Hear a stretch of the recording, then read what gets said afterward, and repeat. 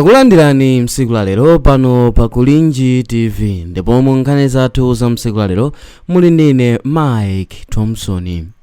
Ndipo nkhani yathu yoyamba msiku la lero ndi akuti Dr. Michael Us omwe ndi wachiwiri kwa mtsogoleri wa dziko lino komanso mtsogoleri wa chipani cha odya dzake alibe mlandu wati ntchito ya boma sikuopseza anthu koma kuwayang'anira. Ausi atinso atsogoleri aphunzire kupepesa pomwe zinthu zina sizikuyenda bwino komanso azisiyanisa ntchito za boma ndi chipani ponena kuti kusakaniza ntchito za chipani ndi boma ndi zomwe zakhala zikuononga zinthu mdziko muno. Iwo asindika kuti anthu akawasankha kukhala mtsogoleri wa dziko lino adzaonetsetsa kuti onse akukhudzidwa ndi mchitidwe osakaza chuma cha boma alandire chilango kuphatikizapo kumangidwa kumene.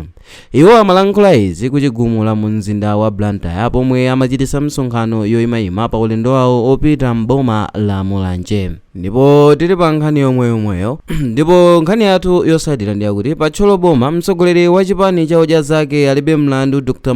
Michael Us wabwerezanso kuti nzokhumudwitsa kuti anthu omwe akupeza ndalama zochuluka akupitirira kubera anthu osauka omwe akupeza mochepa. Ndipo mawu ake iwo adati dziko la Malawi aliononga ndi anthu ife olamula, anthu omwe akhala akulamulira ndi omwe akhala akuononga dzikoli. Mawu awo iwo adatero. Iwo ati chofunika atsogoleri azikumbukira kuti ali pa udindo kuti atumikire anthu osati kuwabera. Ndipo mawu ake adati tisayang'ane mavoti koma moyo wa munthu mmene ukuvutikira. Pa nkhani ya ndale iwo apempha anthu kuti apewe ziwawa polola aliyense kuchitisa misonkhano mwamtendere mbomalo. Ndipo nkhani yathu yotsatira ndi yakuti mtsogoleri wa chipani cha UTM Adaliso Kabambe asindika kuti akatenga boma pa 16 September akufuna kuzayamba ndi kukonza chuma cha dziko lino kuti chiziyenda bwino. Iwo ati akatenga boma mtengo wa fetereza suzadusa 50,000. Akabambe ati azakhazikisanso mafakitale opanga katundu osiyanasiyana m'madera omwe adzalembe ntchito anthu 1 miliyoni. Okondedwa omvera, kumbukirani kunena kuti nkhani ya 1 million job ndi imodzi mwa manifesto amene adachitidwapo m'mbuyomu ndipo ndi imodzi mwa manifesto amene adapwetekesa Malawi ochuluka kamba kuti adakopeka nazo koma mzaka 5 zimene takhalazi sitidathe kuona anthu akulembedwa 1 million. Ndipo m'malo mwake chipani cha UTM chabwerezanso izi koma pa nkhaniyi sitifuna kulankhula zochuluka kapena kuphwekesa maganizo awena koma timangokumbutsana Malawi kuti mawu ngawa tidawamvaponso m'mbuyomu kotero enanso akubwereza chipani chake chokhachokhacho. Ndipo nkhani yathu yotsatiranso msiku lero ndi yakuti mtsogoleri wa dziko lino Lazarus Chakwera asankha nduna ya zamalonda a Vitumbiko Mumba kuti akawayimirire ku msonkhano wa atsogoleri mchigawo cha SADC. Msonkhanowu uchitika pa 17 August mu mzinda wa Antananarivo mdziko la Madagascar.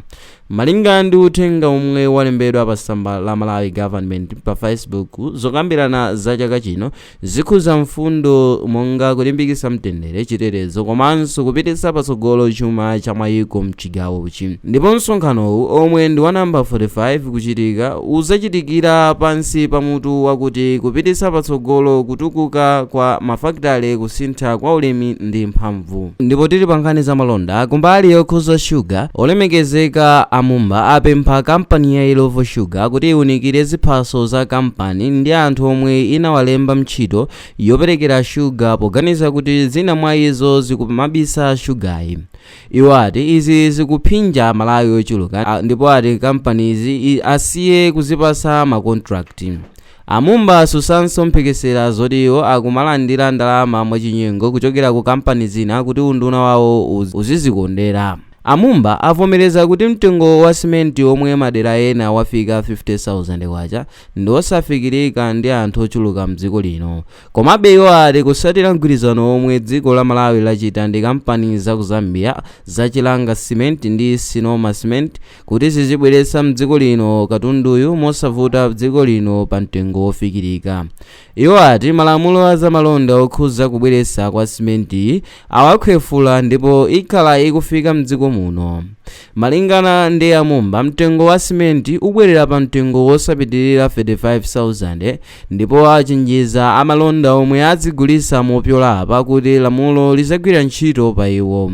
Kumbali ina, Amumba ati kampani za mdziko muno zalonjeza kuti ziwonjezera mlingo wa simenti omwe zimabweretsa pa msika. Ndipo nkhani yathu yosiriza msiku ya lero ndi yakuti mkulu wa chipembedzo cha ECG yemwenso amadziwika ndi zamalonda yemwe dzina lake ndi Prophet Shepherd Bushiri wachenjeza anthu andale powawuza kunena kuti asiye kunamiza anthu m'misonkhano yawo popereka malonjezano omwe sangawakwaniritse.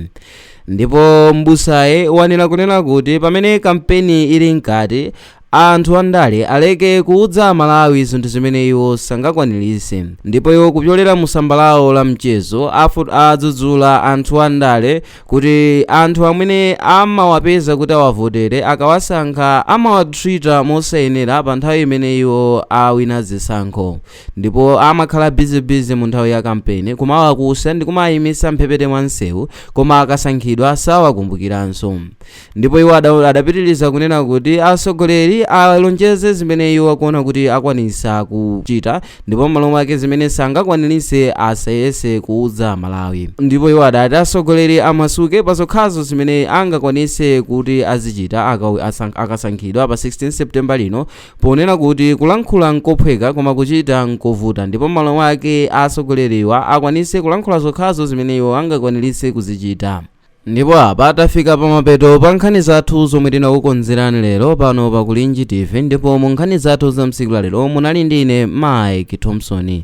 Ndipo ngati mwayikonda video iyi chitani like komanso subscribe kuti tithenso kukupasirani ena mwa mavideo omwe tikhala tikukonzerani pano pa Kulinji TV.